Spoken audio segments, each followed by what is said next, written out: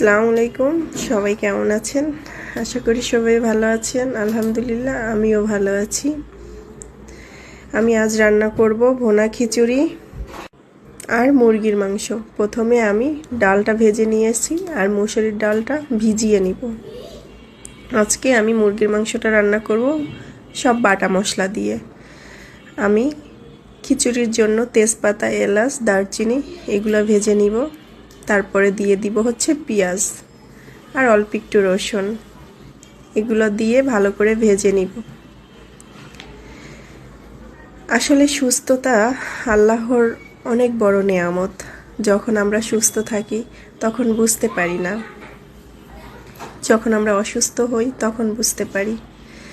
আমি তারপরে দিয়ে দিলাম রসুন বাটা, জিরা বাটা আর হচ্ছে এলাচ আর দারচিনি বাটা অল্প একটু, আর 2 চামচ হলুদের গুঁড়া আর 2 চামচ লবণ। এটা দিয়ে ভালো করে মশলাটা কষিয়ে নিব। কষানো হয়ে গেলে আমি ডাল দিয়ে দিয়েছি। আমি হচ্ছে মুগের ডালটা ভালো করে কষিয়ে নিব। এর ভিতরে পানিটা যখন একটু টেনে আসবে তখন আমি দিয়ে দিব হচ্ছে মুসুরির ডালটা। মুসুরির ডালটা আমি আগে থেকেই ধুয়ে রেখেছি, চালটাও আগে থেকে ধোয়া ছিল। আমি এখন সব কিছু দিয়ে চাল ডাল একসাথে মিক্স করে নিলাম। এখন মাখিয়ে পানি দিয়ে দিব মরিচটা দিয়ে।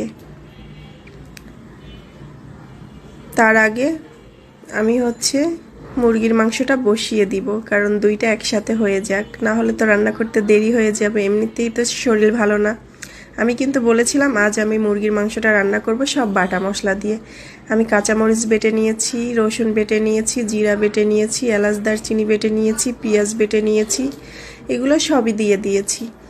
আর আমি হালকা অল্প একটু দিয়ে দিব হচ্ছে শুকনো মরিচের গুঁড়া, তারপরে দিয়ে দিব হচ্ছে আপনার হলুদের গুঁড়া, লবণ দিয়ে ভালো করে মশলাটা মাখিয়ে নিব। এখন কষাইতে দিব মশলাটা যখন কষানো হয়ে যাবে একটা টমেটো দিয়ে দিব। আমার কাছে মুরগির ভিতরে টমেটো দিলে খেতে ভালো লাগে, কার কাছে কেমন লাগে আমি ওটা জানি না, কিন্তু আমার কাছে খুবই ভালো লাগে। এরপরে আমি মুরগির মাংসগুলো দিয়ে দিব কড়াইতে, দিয়ে ভালো করে কষিয়ে নিব। ভালো করে কষিয়ে একটুখানি পানি দিয়ে কষানোর জন্য রেখে দিব, ঢাকনা দিয়ে ঢেকে দিব। আসলে গরম পড়েছে তো অনেক, ঘামতে ঘামতে ঠান্ডা লেগে যায়। কার কার এরকম একটা হয় জানাবেন। আমার কিন্তু মুরগির মাংসটা কষানো শেষ। এদিকে আমি হচ্ছে খিচুড়ির জন্য খিচুড়ির ভিতরে পানি দিয়ে দিয়েছিলাম, বলক এসে গিয়েছে।